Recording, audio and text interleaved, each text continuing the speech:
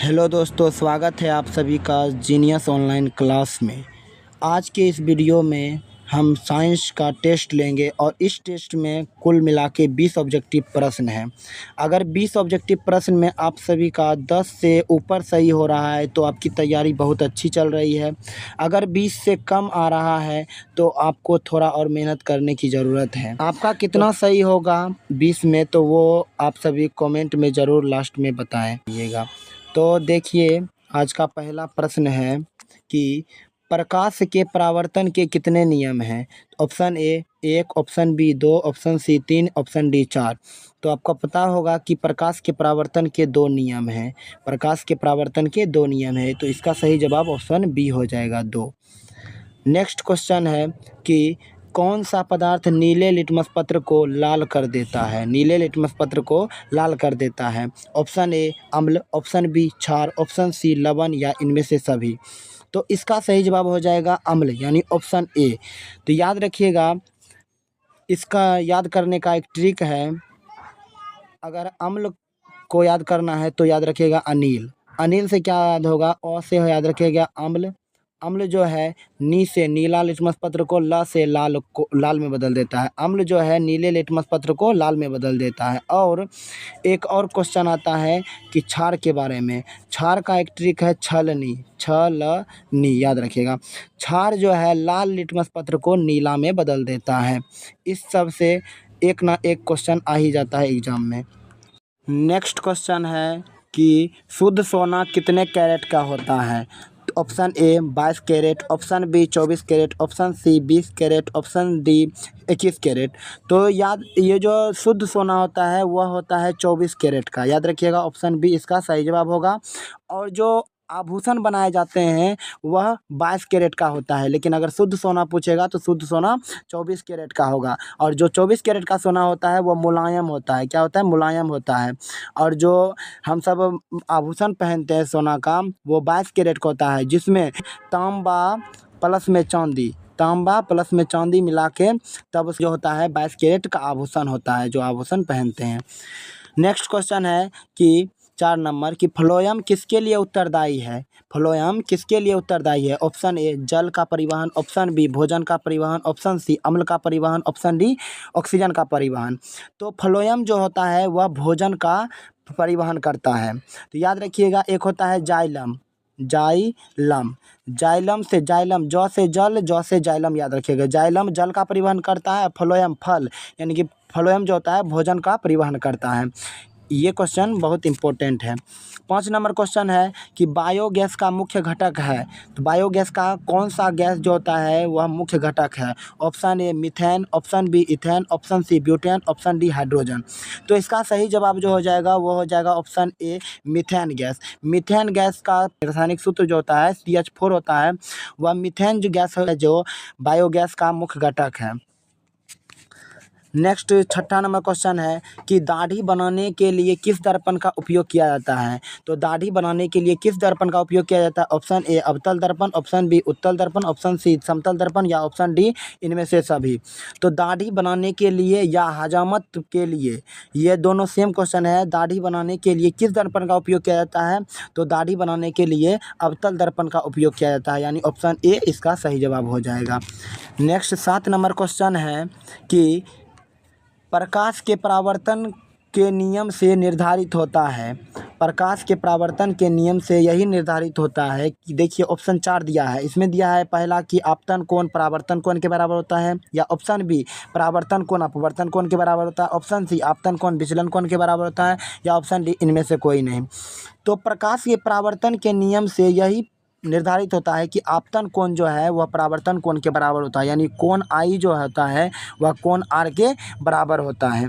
प्रकाश परावर्तन के 2 नियम हैं। नेक्स्ट क्वेश्चन 8 नंबर है कि प्रकाश की किरणें गमन करती है। प्रकाश की किरणें गमन करती है सीधी रेखा में, टेढ़ी रेखा में, किसी भी दिशा में, या इनमें से कोई नहीं। तो याद रखिएगा, प्रकाश की किरणें जो होती है वह सीधी रेखा में गमन करती है। ऑप्शन ए इसका सही जवाब हो जाएगा। 9 नंबर क्वेश्चन है कि किसी भी उदासीन विलयन का pH मान होता है। 6 होता है, 7 होता है, 10 होता है या 14 होता है। तो याद रखिएगा कि किसी भी उदासीन विलयन का पीएच मान वह 7 होता है, यानी ऑप्शन बी इसका सही जवाब हो जाएगा। 10 नंबर क्वेश्चन है कि निम्न में से किस धातु को चाकू से काटा जा सकता है? निम्न में से किस धातु को चाकू से काटा जा सकता है? ऑप्शन ए बैगन को, ऑप्शन बी सोडियम को, ऑप्शन सी दोनों, या ऑप्शन डी इनमें से कोई। बैगन तो सब्जी है, बैगन सब्जी है तो यह धातु है नहीं, तो ऑप्शन ए कट गया। तो इसमें इसका जो सही जवाब हो जाएगा सोडियम हो जाएगा। सोडियम का Na होता है संकेत। और याद रखिएगा सोडियम धातु के अलावा पोटासियम, लिथियम, ये तीनों धातु को चाकू से काटा जाता है। 11 नंबर क्वेश्चन है कि लार में कौन सा एंजाइम पाया जाता है? लार में कौन सा एंजाइम पाया जाता है? Option A lipase, option B gastrin, option C ptyalin, option D pepsin. तो इसका सही जवाब हो जाएगा टाइलिन। टाइलिन जो होता है वह लार में पाया जाता है। टाइलिन नामक एंजाइम लार में पाया जाता है। 12 नंबर क्वेश्चन है कि स्त्रियों में लिंग गुणसूत्र युग्म होते हैं। स्त्रियों में लिंग गुणसूत्र के युग्म कौन होते हैं? XY होते हैं, या XX होते हैं, YY होते हैं, या इनमें से सभी? तो इसका सही जवाब हो जाएगा XX होते हैं। स्त्रियों में XX होते हैं और पुरुष में XY होते हैं। ये क्वेश्चन याद रखिएगा। 13 नंबर क्वेश्चन है कि मेंडल ने अपने प्रयोग में किस पौधे का प्रयोग किए? सेम के पौधे का, मटर के पौधे का, चना के पौधे का, या गेहूं के पौधे का? मेंडल ने अपने प्रयोग में मटर के पौधे का प्रयोग किया था, तो इसका सही जवाब ऑप्शन बी हो जाएगा। और मटर का जो वैज्ञानिक नाम होता है वो होता है पायसम स्टाइवम, ये भी आप सभी याद रखिएगा। 14 नंबर क्वेश्चन है कि सोडियम का परमाणु संख्या क्या है? सोडियम का परमाणु संख्या क्या है? Option A 9, option B 10, option C 11, option B 12। तो सोडियम का परमाणु संख्या जो हो जाएगा वह 11 हो जाएगा। आप सभी परमाणु संख्या जरूर याद रखिएगा, लगभग 1 से 30 जरूर याद रखिएगा, क्योंकि परीक्षा में परमाणु संख्या से भी क्वेश्चन ज़्यादातर आते हैं। 15 नंबर क्वेश्चन ये है कि जो नेत्र निकट स्थित वस्तु को साफ नहीं देख सकता है उस नेत्र में कौन सा दोष उत्पन्न रहता है? तो निकट की वस्तु को साफ नहीं देखता है तो उसे दूर दृष्टि दोष कहते हैं। अगर दूर की वस्तु को साफ साफ नहीं देख पाएगा तो उसे निकट दृष्टि दोष कहते हैं। इस क्वेश्चन में पूछा गया है कि निकट की वस्तु को कौन सा निकट की वस्तु को साफ नहीं देख सकता है उसे कौन सा दोष होता है? तो उसे दूर दृष्टि दोष होता है।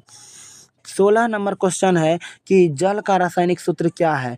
Option A CO2, option B H2O, option C O2, option D NaCl। तो याद रखिएगा जल का रासायनिक सूत्र जो होता है वह H2O होता है, यानी इसका सही जवाब ऑप्शन बी हो जाएगा।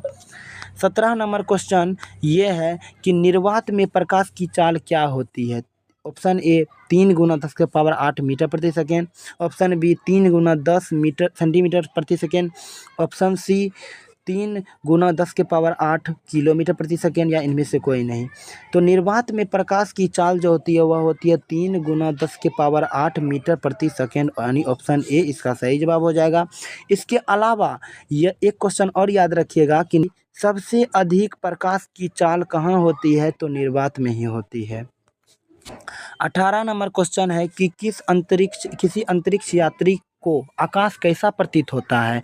ऑप्शन ए नीला, ऑप्शन बी काला, ऑप्शन सी लाल, ऑप्शन डी इनमें से कोई नहीं।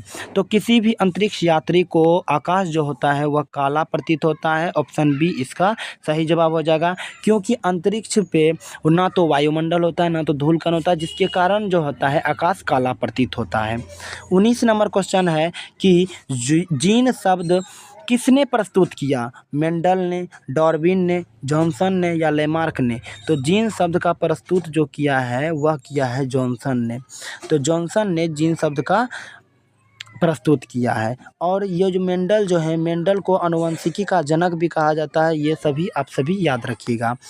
चलिए आज का लास्ट क्वेश्चन है कि 20 नंबर क्वेश्चन यही है कि खतरे के संकेत का प्रकाश किस रंग का होता है? ऑप्शन ए पीला रंग का, ऑप्शन बी हरा रंग का, ऑप्शन सी नीला रंग का, ऑप्शन डी लाल रंग का। तो खतरे के संकेत में लाल रंग का प्रयोग किया जाता है, यानी ऑप्शन डी जो होगा इसका सही जवाब हो जाएगा। यानी कि लाल रंग का प्रयोग इसीलिए करते हैं क्योंकि लाल रंग का तरंग दैर्घ्य सबसे अधिक होता है और इसका विचलन जो होता है विचलन सबसे कम होता है, जिसके कारण लाल रंग का प्रयोग खतरे के संकेत में किया जाता है। और लाल रंग का प्रयोग रेलगाड़ी के सिग्नल में भी किया जाता है, ये भी आप सभी याद रखिएगा। इस क्वेश्चन में से आप सभी का कितना सही हुआ, आप सभी कमेंट बॉक्स में ज़रूर कमेंट करें।